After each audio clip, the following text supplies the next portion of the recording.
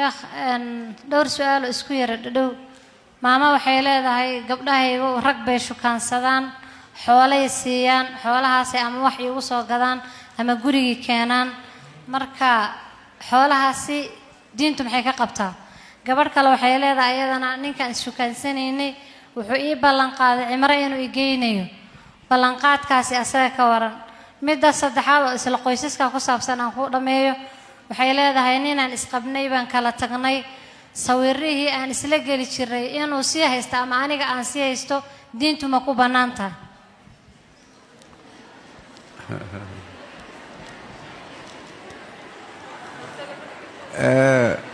midda u dambaysa waa hawlaha hadda taagan waay midda u dambaysa waxa weeye aan ka bilaabay nin markaad isu bannaanaydeen aad sawirro wada geli jirteen haddaad xaaraan kala noqoteen ajnabi buu kaa yahay mar haddaad ajnabi kala noqoteenna sawirkiisuna waa ka xaaraan sawirkaaguna waa ka xaaraan sidaas daraaddeed asagana tirtirdhe adiguna iska tirtir raggaa kale ee badan ee magaalada joogaay iskama xigtaan waa baad isu bannaanaan jirteen laakiin hadda ajnabi baad kala tihiin nin ajnabiya waxa kaaga bannaan baa isagana kaaga bannaan wuxuu kaga duwan yahay haba yaraatee ma jirto masalada labaad gabdhahaaga la shukaansado wixii la siiyo shukaansiga lagu siiyo ma bannaaya hadduusan shukaansiga edabdarra la soconin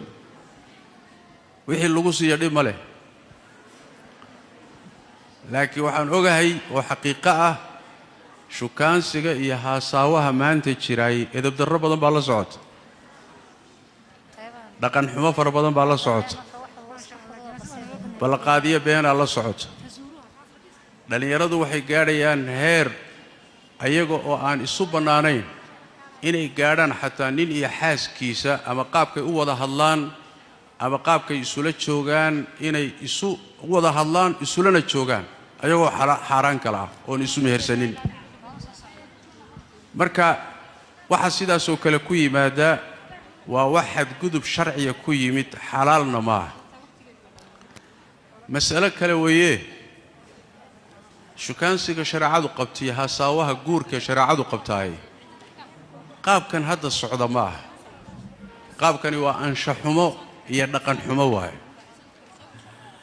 waxaan marka ku dhihi lahaa hooyada su'aasha soo qortay gabdhahaaga jidka aad sheegaysiyo shukaansigaasi socda ee qaabka hadda u socday sida qaalibka ah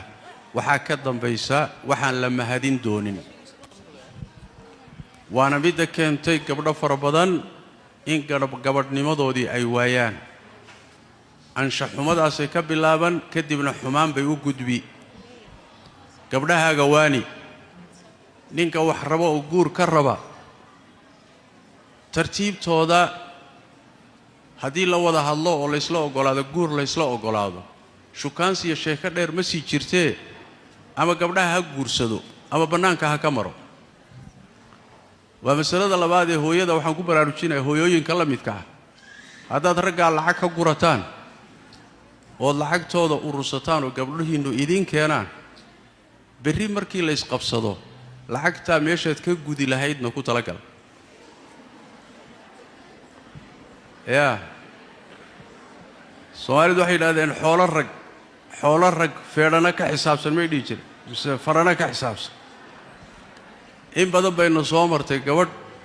marxaladaa hore shukaansiga lacaga badan inta la siiyey markii la isfahmi waayey loo soo fadhiisto oo yidhi iska bixiya lacagtii kadibna ay noqotay in culimmadii iyo qaraabadii iyo la fadhiisiyo la yidhaahdo lacagtii seen ku bixinnaa marka waxaasi waxyaalo munaasiba ma aha gaar ahaan duruufta hadda jirtay say wax u socdaan gabdhaha marka waxa weeye akhlaaqdooda ha la ilaaliyo iyaguna ha is ilaaliyeen guurka ilaahay baa haya laakiin dhowrsoonidii baa luntay akhlaaqdii baa luntay muxuu ahaay xumaan badan baa dhacaysa waxayna ku imaanaysaa qaabkan hadda laga warramayo shukaansiga lagu tilmaamayo su'aasha saddexaad maxay iyadana sidii oo kale waa nin aadan isqabinba hadduu cumro kaa bixiyo oo uu cumrada kaa bixiyo soo cumraysato asal ahaan dhib ma laha laakiin masaladaad ku talageli waxa weeye markuu cumro kaa bixinayo ballanqaad buu kaa haystaa soo ma asagoon ballanqaad kaa helin inaad guursanayso waxba ku siin maayo ballanqaadkaasi inta uu jirana waa inuusan xumaan sabab u noqonin oo shareecada khilaafin marka u dambaysana waa inaadan ballantii ka bixin laana ballan aad xoolo ku qaadatay haddana haddaad ka baxdo waa inaad xoolihii celiso ugu yaraan dumar badan baana sidaa hadda ku shaqaystoon ogsoonnahay dumar badan baa